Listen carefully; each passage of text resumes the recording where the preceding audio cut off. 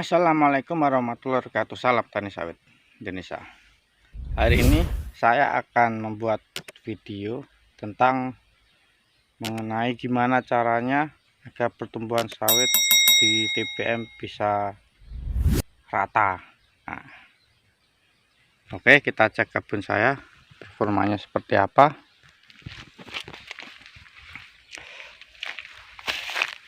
Nah, ini bisa dilihat kawan-kawan, pertumbuhan sawit di perkebunan saya. Bisa dikatakan sini yang tidak ada halangan pohon atau apa, semuanya rata. Nah, tipsnya sangat mudah.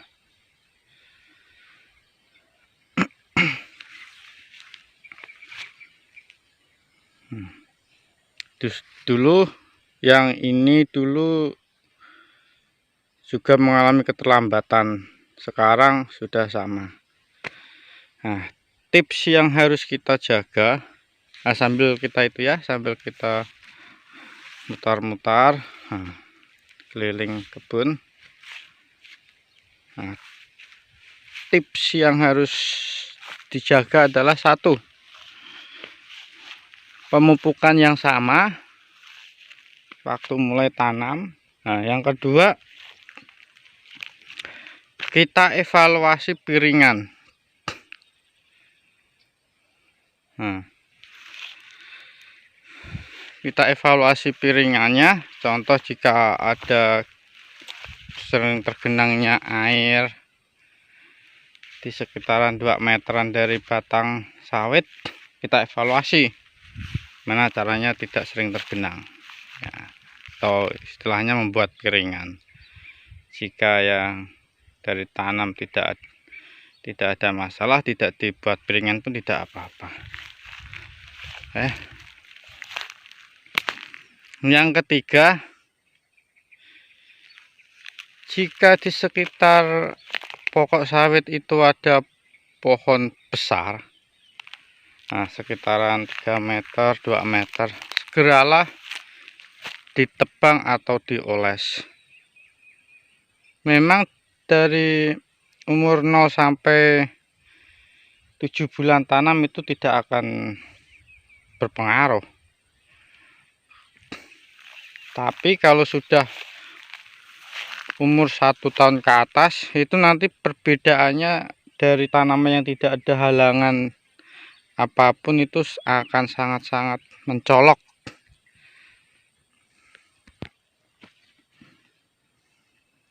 Jadi mendingan langsung kita oles saja. Nah, kalau kita oles langsung pun pohon itu kan akan mati, pohon liarnya. Nah, walaupun matinya agak lama, tapi masa pertumbuhan sawit mulai berkembang dan pohon liarnya pun mulai mati. Nah, itu tips yang sangat mudah. Nah, jika masih ada beberapa pokok yang mengalami kendala pertumbuhannya masih agak lambat ya, saran saya kita taburin pupuk yang lebihnya pun tidak ekstrim ya, kita lebihkan beberapa ons gitu, atau 10%-nya dari total yang kita pupuk per pokok seharusnya.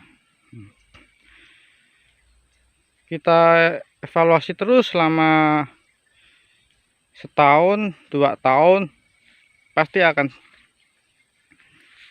berdampak. Nah, tapi jangan mengira sekali mupuk lebih sekali tabur akan berdampak, itu tidak. Nah, karena pertumbuhan sawit pun tidak akan seperti pertumbuhan pisang gitu. Kalau dipupuk langsung wow gitu, dia akan juga memerlukan waktu. Tapi yakin dengan kita selalu melebihkan dosis selama setahun, pasti akan nampak itunya, perbedaannya. Kalau setahun kan 3 kali pemupukan, tapi kalau dengan metode 2 kali pemupukan atau 2 kali pemupukan ya harus kita lebihkan dosisnya. Nah seperti ini.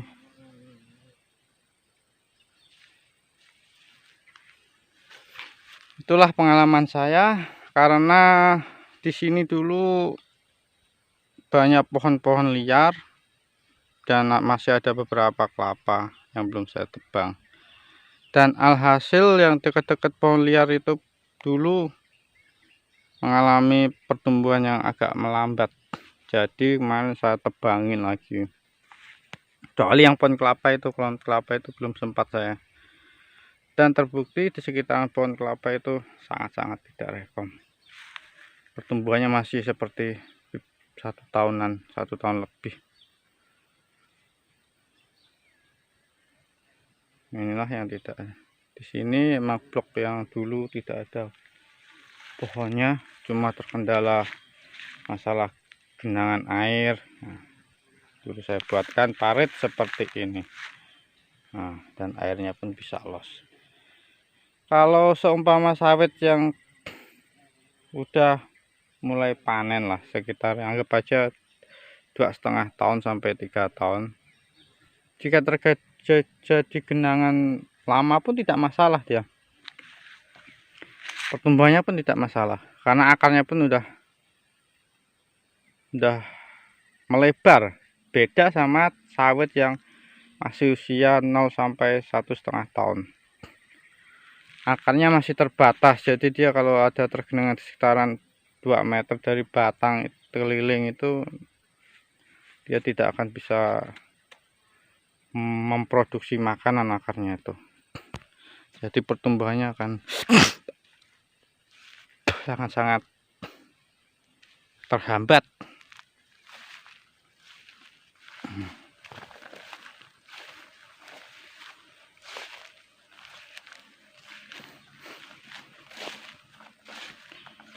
Ya, ini bekas panen kemarin bosku, tinggalan maklum puasa, jadi fokusnya kurang.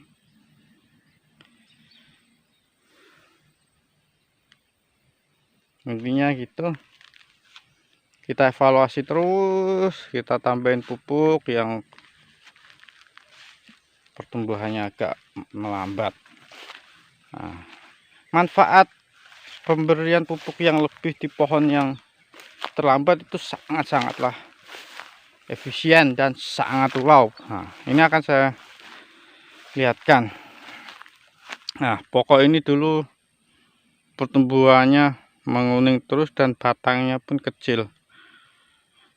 Nah, karena di sekitar sini dulu sering tergenang, karena di sini, nah ini dekat parit, nah, parit cacing kecil. Nah, kalau udah air tumpah dia tidak bisa kembali. Nah, jadi dulu saya baru 1 tahunan itu baru nampak 1 tahun dari penanaman. Jadi saya evaluasi, saya buatkan aliran lagi, saya timbun. Nah, timbunnya pun cuma sekitar 1,5 meter keliling untuk tempat pemupukan, dan alhasilnya pun sangat-sangat mantap. Nah, ini sudah ada yang mau dipanen, sangat-sangat mantap. Ini yang sekarang menurut saya pohon yang pertumbuhannya wow, dengan batang yang tidak terlalu besar, tapi efek kemunculan buahnya seperti sawit, super ya. Inilah, ini dulu yang saya jaga. Ini agak telat juga saya mengevaluasi pemupukannya, baru sekitaran 1 tahun, tapi waktu penimbunan itu sudah sekitaran 1,5 tahun saya evaluasi timbun. Nah, dengan setengah ton foliasi timbun tapi tidak ada begitu pengaruh saat up pupuknya. Saya up terus pupuknya ini. Sekali muncul buahnya jangan diragukan. Ini termasuk yang sangat wow ini. Ini keliling ini.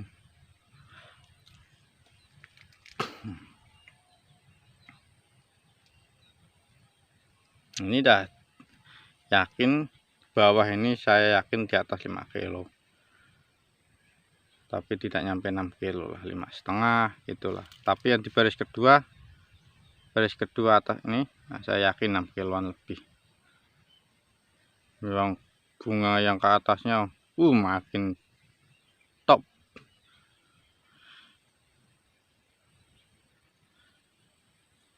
Dan karakteristiknya setelah saya evaluasi pemupukan, lebihkan, dan evaluasi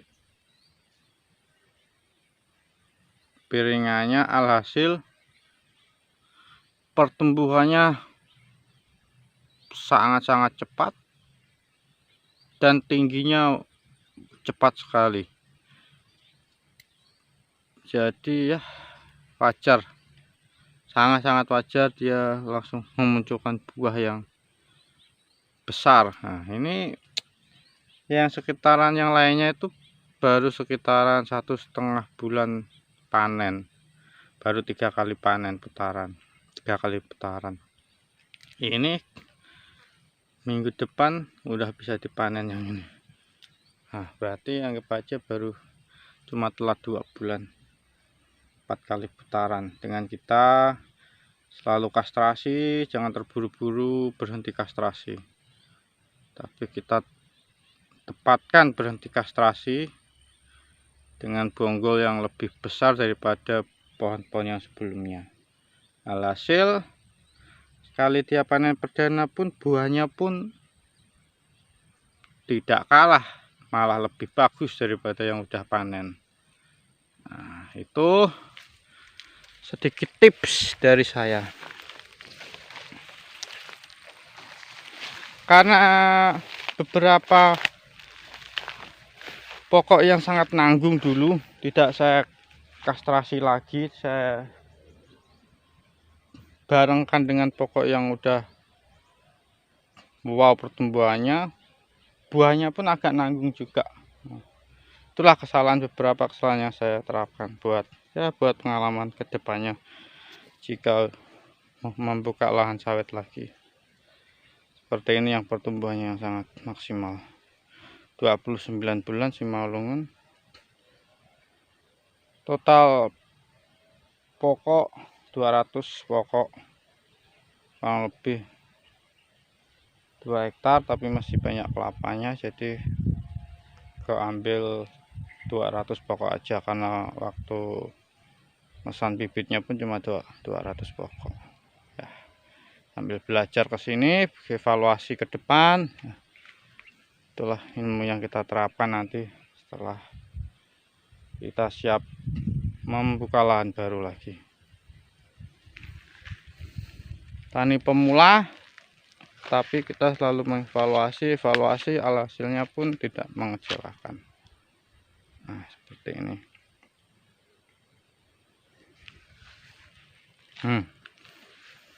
Seperti ini kita oles, dia tidak akan mengganggu. Ini yang super ini.